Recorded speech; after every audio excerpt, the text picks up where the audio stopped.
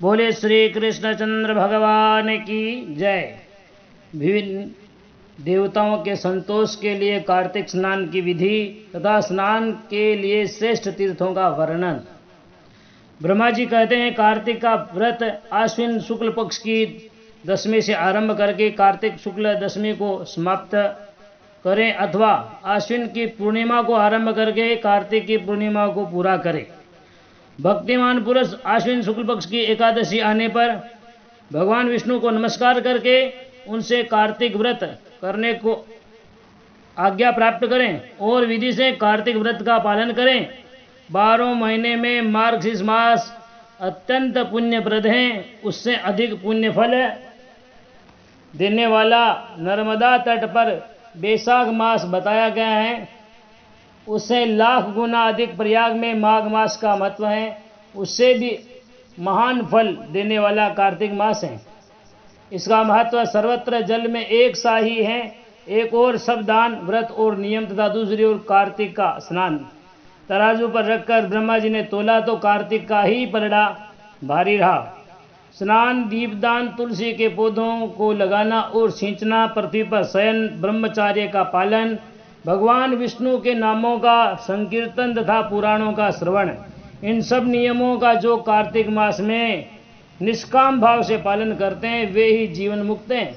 यह व्रत भगवान श्री कृष्ण को अधिक प्रिय है, बहुत प्रिय है। सूर्य भक्त, गणेश भक्त, शक्ति उपासक, शिवोपासक और वैष्णव सभी को सब पापों का निवारण करने के लिए कार्तिक स्नान करना चाहिए। सूर्य की प्रीति के लिए जब तक सूर्य नारायण तुला राशि पर स्थित हो तब तक व्रत करना चाहिए। आश्विन की पूर्णिमा से लेकर कार्तिक की पूर्णिमा तक भगवान शंकर की प्रसन्नता के लिए स्नान करना चाहिए। देवी पक्ष अर्थात आश्विन शुक्ल पक्ष की प्रतिपदा से लेकर कार्तिक कृष्ण चतुर्दशी की महारात्रि के आने पर भगवती दुर्गा की प्रसन्नता के लिए स्नान करना चाहिए। गणेश जी की प्रसन्नता के लिए आश्विन कृष्ण पक्ष चतुर्थी से लेकर कार्तिक के कृष्ण पक्ष चतुर्थी तक नियम पूर्वक स्नान करना चाहिए। जो आश्विन शुक्ल पक्ष की एकादशी से लेकर कार्तिक शुक्ल पक्ष एकादशी तक कार्तिक व्रत की समाप्ति करता है उसके ऊपर भगवान जनार्दन प्रसन्न होते हैं। जो दूसरों के संगवश या भला जानकर अथवा बिना जाने ही कार्तिक मास में प्रातः स्नान का नियम पूरा कर लेता है, कभी यम यातना को नहीं देखता। अथवा जो ब्राह्मण कार्तिक में प्रातः स्नान करते हैं उन्हें ओढ़ने के लिए कंबल या रजाई देकर स्नान जनित पुण्य फल को प्राप्त करें। कार्तिक मास में विशेषतः श्री राधा और श्री कृष्ण की पूजा करनी चाहिए। जो कार्तिक में तुलसी वृक्ष के नीचे श्री राधा और श्री कृष्ण की मूर्ति निष्काम भावना से पूजन करते हैं उन्हें जीवन मुक्त समझना चाहिए। हजारों पापों से युक्त मनुष्य क्यों न हो, वह कार्तिक स्नान से अवश्य पाप मुक्त हो जाता है। तुलसी के अभाव में आंवले के नीचे पूजा करनी चाहिए। मुख्य पूजा की विधि सूर्य मंडल में करनी चाहिए अर्थात सूर्य मंडल की ओर देखकर सूर्य रूपी नारायण के लिए पूजनोपचार समर्पित करना चाहिए। सब देवता अप्रत्यक्ष हैं, केवल ये भगवान सूर्य ही प्रत्यक्ष हैं। अन्य सब देवता काल के अधीन है, परंतु भगवान सूर्य काल के भी काल हैं। जो दरिद्र है वही दान का पात्र है, उसकी अपेक्षा भी विद्वान पुरुष दान का विशेष पात्र है। भगवान विष्णु की चल मूर्ति से अचल मूर्ति श्रेष्ठ मानी गई है। मूर्ति के अभाव में भगवत बुद्धि से पीपल अथवा वट की पूजा करनी चाहिए। पीपल भगवान विष्णु का और वट भगवान शंकर का स्वरूप है। शालग्राम शिला के चक्र में सदा भगवान विष्णु का निवास है, इसलिए प्रयत्नपूर्वक शालग्राम की पूजा करनी चाहिए। पलाश ब्रह्मा जी के अंश से उत्पन्न हुआ है। जो कार्तिक मास में उसके पत्तल में भोजन करता है वह भगवान विष्णु के लोक में जाता है। पीपल के रूप में साक्षात भगवान विष्णु विराजमान है, इसलिए कार्तिक में प्रयत्नपूर्वक उसका पूजन करना चाहिए। जो लोग कार्तिक मास में स्नान, जागरण, दीपदान और तुलसी वन की रक्षा करते हैं ये भगवान विष्णु के स्वरूप हैं।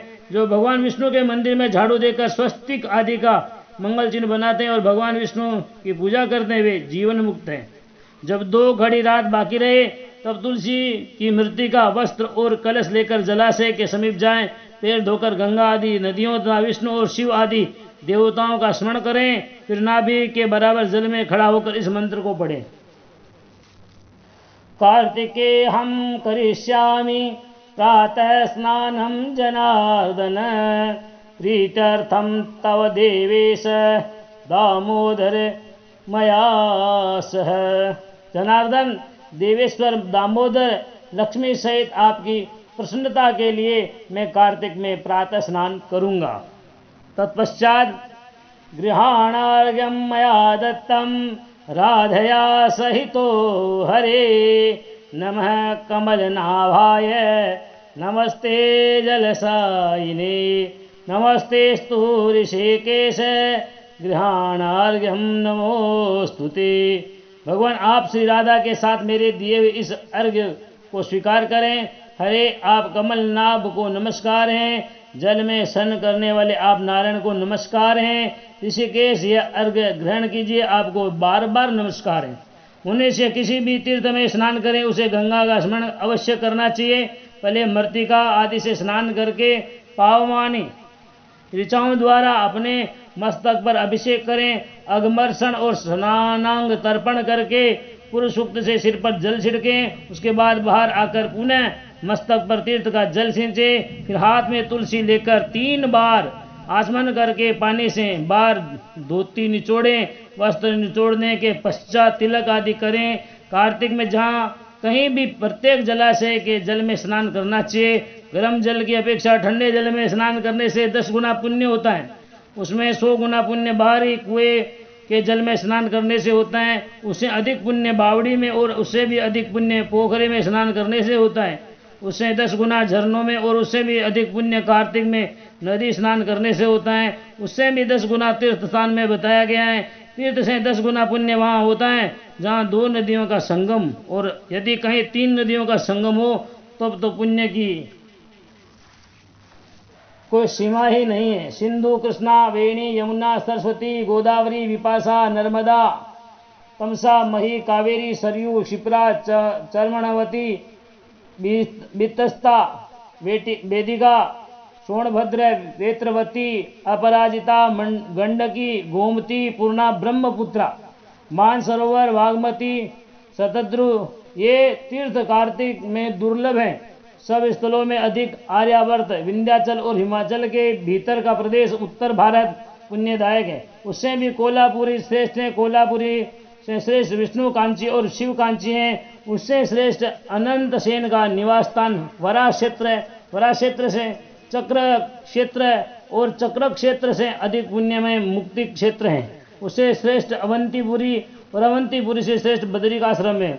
बद्रिकाश्रम से अयोध्या, अयोध्या से गंगा द्वारा, गंगा द्वार से कनखल और कनखल से भी श्रेष्ठ मथुरा है, क्योंकि कार्तिक में वहाँ स्वयं भगवान राधा कृष्ण स्नान करते हैं। मथुरा से भी श्रेष्ठ द्वारका है, जिन्होंने भगवान गोविंद ने अपने चित्त को लगा रखा है। उनके लिए द्वारका सूर्य के समान पुण्य का प्रकाश करने वाली है। द्वारका से भी श्रेष्ठ भागीरथी है, वह भी जहाँ विंध्य पर्वत से मिलती है वहाँ अधिक श्रेष्ठ है। उससे 10 गुना पुण्य तीर्थराज प्रयाग में होता है। उससे श्रेष्ठ काशी है, जिसके आश्रय से गंगा जी भी मनुष्यों के सब पापों का नाश करती हैं। काशी में पंचनंद, पंचगंगा तीर्थ हैं, जो तीनों लोकों में विख्यात हैं। कार्तिक मास आने पर रौरव नरक में पड़े हुए पितर भी चिल्लाते हैं कि क्या हमारे वंश में कोई ऐसा भाग्यवान पैदा होगा जो पंचगंगा में जाकर हमारे लिए नरक के उद्धार करने वाला तर्पण करेगा। लाखों पाप करके भी मनुष्य यदि पंचगंगा में नहाकर हिंदू माधव जी की पूजा करें तो उसके सभी पाप तत्काल नष्ट हो जाते हैं। कुछ रात बाकी रहे तभी स्नान किया जाए तो वह उत्तम और भगवान विष्णु को संतुष्ट करने वाला है।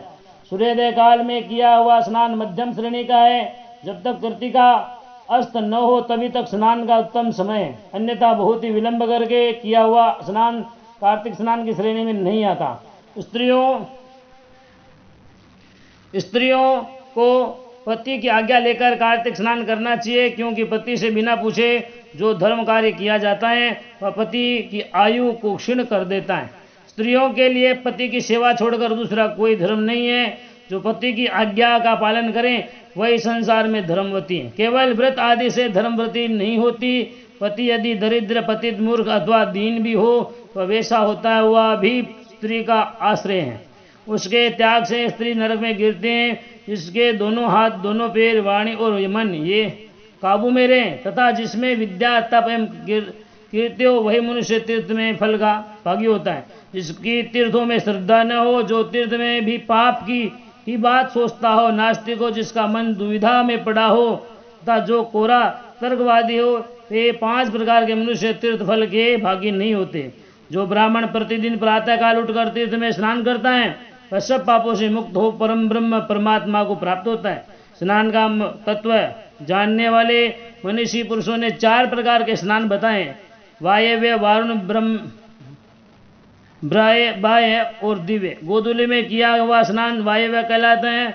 समुद्र आदि के जल में जो स्नान किया जाता है उसे वारुण कहते हैं। वेद मंत्रों के उच्चारण पूर्वक जो स्नान करता है उसका नाम ब्रह्म है, तथा मेघों अथवा सूर्य की किरणों द्वारा जो जल अपने शरीर पर गिराता है उसे दिव्य स्नान कहा गया है। इन सभी स्नानों में वारुण स्नान सबसे उत्तम है। ब्राह्मण, क्षत्रिय और वैश्य को मंत्रोच्चारण पूर्वक स्नान करना चाहिए। स्त्री और शूद्र के लिए बिना मंत्र के ही स्नान का विधान है। प्राचीन समय में श्रेष्ठ तीर्थ पुष्कर में जहाँ नंदा संगम है, वही नंदा के कहने से राजा प्रभंजन कार्तिक मास में पुष्कर स्नान करके व्याघ्र योनि से मुक्त हुए थे, और नंदा भी कार्तिक में पुष्कर का स्पर्श पाकर परम धाम को प्राप्त हुई थी। बोले श्री कृष्णचंद्र भगवान की जय।